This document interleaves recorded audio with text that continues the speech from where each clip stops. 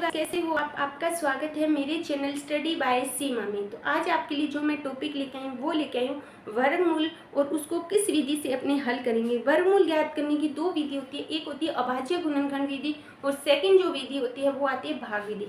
तो आज अपने बात करेंगे कौन सी संख्या किसी संख्या का वर्गमूल है या उसका वर्ग क्या होगा, उसके बारे में पढ़ेंगे। आपके जो कॉम्पिटिशन एग्जाम है उसमें किस टाइप के क्वेश्चन आते हैं वो भी आज अपनी इसी वीडियो में पढ़ेंगे। अब मान लो जैसे आपके एग्जाम में किस टाइप के, पहले तो मैं आपको सिंपल सा बताऊंगी कि अपने अभाज्य गुणनखंड विधि से वर्गमूल कैसे ज्ञात करते हैं, फिर अपने पढ़ेंगे कि कंपटीशन एग्जाम में किस टाइप के क्वेश्चन है वो पूछे जाते हैं। मान लो अपने को 64 है, 64 है का वर्गमूल क्या है वो चीज़ पता होनी चाहिए। तो अपने क्या करेंगे, 60 वर्गमूल का अभाज्य गुणनखंड करेंगे। अभाज्य गुणनखंड है वो सभी बच्चों को आता होगा क्योंकि उन्होंने छोटी क्लासों में उसको पढ़ा है। तो सबसे पहले पीछे सम संख्या तो 2 से जाएगा, इसको डिवाइड करें तो कितना आएगा 32, फिर 2 से जाएगा कितना हुआ 60, फिर 2 से जाएगा 8, फिर 2 से जाएगा 4, फिर 2 से जाएगा 2 और 2 से जाएगा 1। अब देखो, अब वर्गमूल कैसे ज्ञात करते हैं। जब भी अपने अभाज्य गुणनखंड करते हैं ना तो उसमें अपने दो दो के जोड़े सेम संख्या के होने चाहिए, ठीक है।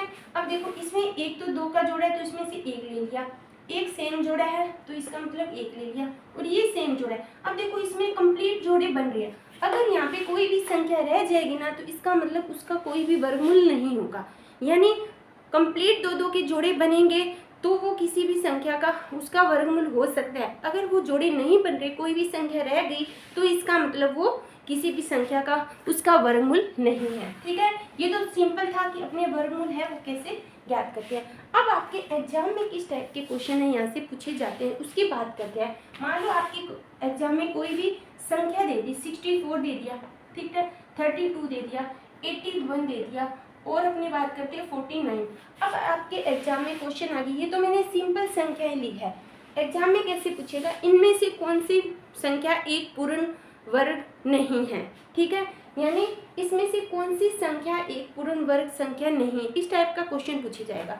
अब देखो, अगर डायरेक्ट बच्चों को जैसे अगर आप हो सके तो आप 1 से लेके 50 तक है डायरेक्ट वर्ग याद कर लेना, क्योंकि कॉम्पिटिशन एग्जाम में अपने को फिर अभाज्य गुणनखंड कर करके देखने की जरूरत नहीं पड़ेगी, क्योंकि वहाँ पे अपना इतना जो टाइम है वो नहीं होता। अगर डायरेक्ट याद तो सबसे बढ़िया, नहीं है तो अपने क्या करते हैं, 64 का अभी मैंने निकाला था, ठीक है, तो कितना था 8 था। अब आ जाए 32 का करो, 62, 8, 2, 4, 2, 2 और 1, ठीक है।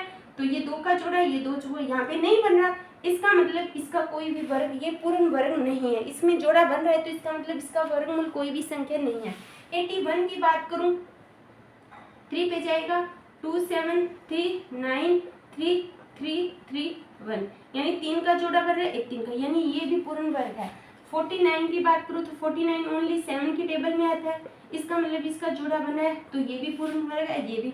इसका मतलब 32 है, एक पूर्ण वर्ग संख्या नहीं है, या इसका कोई भी एक वर्गमूल नहीं है। इस टाइप का एग्जाम में आपके क्वेश्चन है वो देखने को मिलेगा। या ये तो था फर्स्ट टाइप का क्वेश्चन।